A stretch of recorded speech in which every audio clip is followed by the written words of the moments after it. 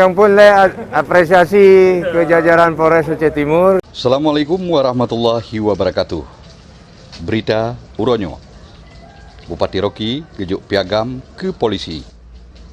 Karena mahasiswa gedrop dan mahasiswa gebongkar kasus poh gajah yang terjadi bak kebun bumi flora Sibulin yang kaulikut, pemerintah Aceh Timur kagejuk penghargaan atau piagam ke polisi daerahnya.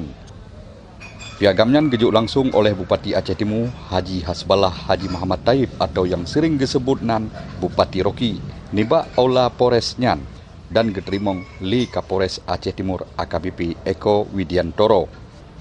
Piagamnya nak sebagai terima genasih pemerintah Aceh Timur ke polisi yang kamahasi gedrop 5 tersangka yang mengkait dengan kasus poh gajahnya. Satuan Polisi Polres Aceh Timur kagedrop tersangka ji hingga truk utanoh Jawa.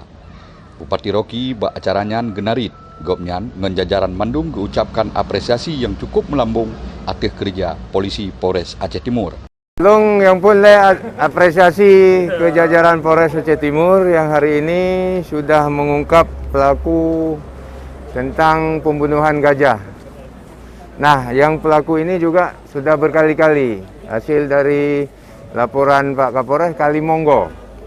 Jadi lu ngapresiasi ke Pak Kapolres. Acaranya nacit geja asisten Bidang Administrasi Umum Sekdakap Aceh Timur Tunku Reza Rizki, Wakapolres Aceh Timur, Kompol Khairul Ihsan dan mandum perwira yang di Polres Aceh Timur. Ilyas Ismail, Freelance News Aceh Timur.